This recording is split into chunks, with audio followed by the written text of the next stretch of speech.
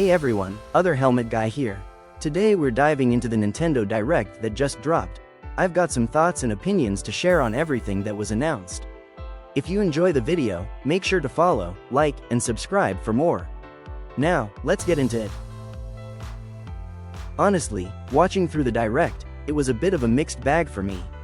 Most of the new game announcements were either a hit or a miss, nothing that really blew me away. The third-party selection wasn't particularly exciting, though I'll admit there were some solid ports in there. Overall, I'd put this Direct right in the middle, not bad, but not the banger showcase I was hoping for. Now with all these recent ports of visually impressive games alongside some new first-party titles, I kind of wish Nintendo would separate ports into their own dedicated section during a Direct. That way the focus stays on the brand new games coming to Switch 2, and you don't get that confusion between something that's a port and something that's a completely fresh release. That said, with Devil May Cry 5 Special Edition showing up, I was honestly a bit surprised they didn't sneak in Devil May Cry 4 as well. Felt like a missed opportunity, or maybe a little cheeky on their part. Now this indie game, Orbitals, looks really interesting visually. It has this split-screen dynamic where players work together as a team but handle things separately at the same time. Now honestly, this type of game isn't really for me, but I have to say it does look genuinely interesting. What really caught my eye is that old-school anime art style. It's got a really distinct and charming look that you don't see very often in games nowadays. I'd love to see more games go in that direction visually, because it's a genuinely fresh and different aesthetic. Next up is Xenoblade Genesis, and it's great to see the Xenoblade series continuing. These have always been fantastic games. This new entry introduces new characters, a fresh story, and what appears to be a different timeline or setting, and overall it looks promising. My main issue though is that the character designs don't feel as interesting or memorable compared to previous installments. Even with the new female protagonist, the designs feel a bit safe and don't really stand out the same way past Xenoblade characters have. It also gives me a slight Fire Emblem, Three Houses vibe with what looks like a school or academy setting mixed in, which isn't necessarily a bad thing, but it does make it feel a little less distinct. Next up is Fire Emblem, Fortune's Weave, and I have to say it does look interesting. It's set in the same world as Three Houses, which is a nice connection for fans of that game. What's interesting about the story is that it revolves around a gladiatorial tournament called the Heroic Games, where the winner gets their wish granted by a figure known as the Divine Sovereign.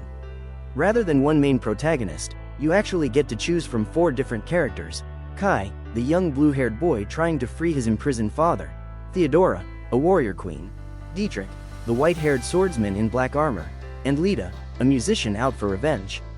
There also appears to be an avatar character called Eshmol, which might be where the male and female choice option comes in. Overall the game looks genuinely solid, but my biggest issue is the price. The physical version will set you back $80, which is a lot to ask. Though it's worth noting the digital version is a bit cheaper at $70, so that's something to keep in mind. Next up is Metaphor, Refantasio coming to Switch 2, and I have to say this is a really exciting port. I've heard nothing but great things about this RPG. The lore, the characters, the world design. It's been praised pretty much across the board since it originally launched in 2024.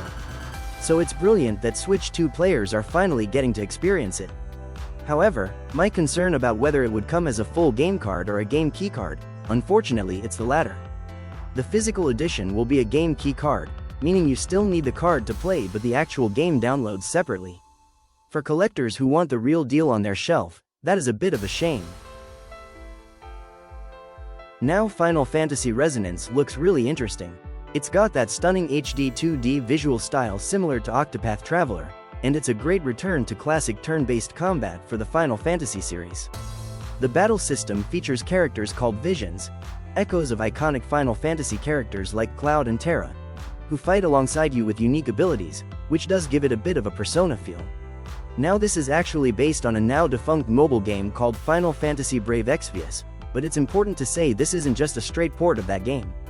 The scenario and gameplay have been completely rebuilt from scratch as a proper console RPG, and all the gacha and mobile mechanics have been stripped out entirely, which is great news. It only covers the first story arc of the original mobile game though, so it's not everything from Brave Exvius in one package. It's coming to both Switch 1 and Switch 2, which is great. However, same story as Metaphor on the physical edition, it's a game keycard, so you'll still need to download the full game. At this point it's becoming a bit of a running theme, and it's a shame for physical collectors. Now Kingdom Hearts was a big one for me at this Direct. First off, Kingdom Hearts 4 was announced for Switch 2 as a day one release alongside PS5, Xbox and PC, which I genuinely was not expecting. That's a huge deal. But let's talk about the elephant in the room.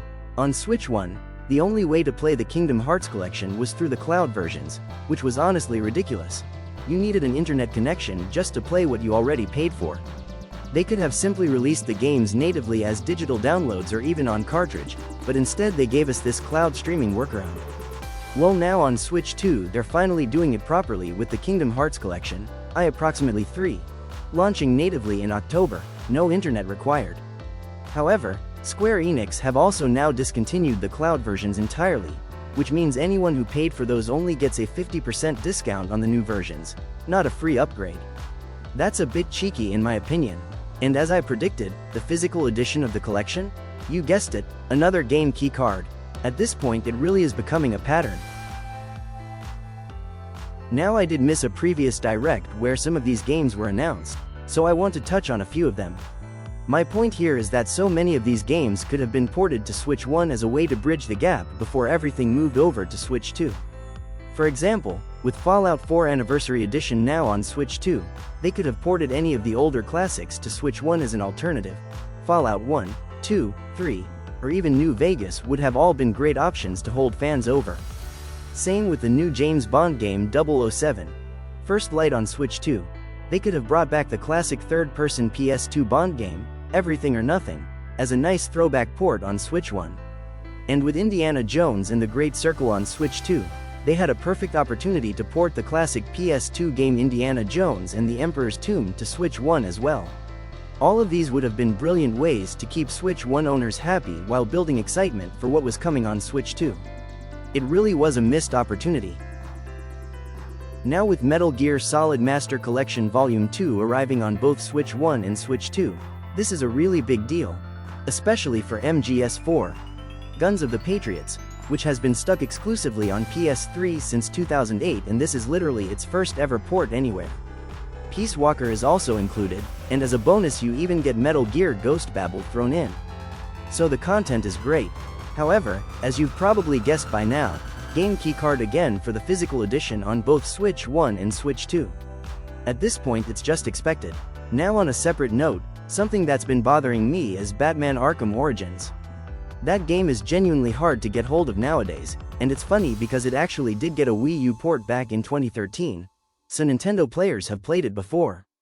Yet here we are in 2026 and it still hasn't been ported to Switch 1 or Switch 2. That feels like a real missed opportunity.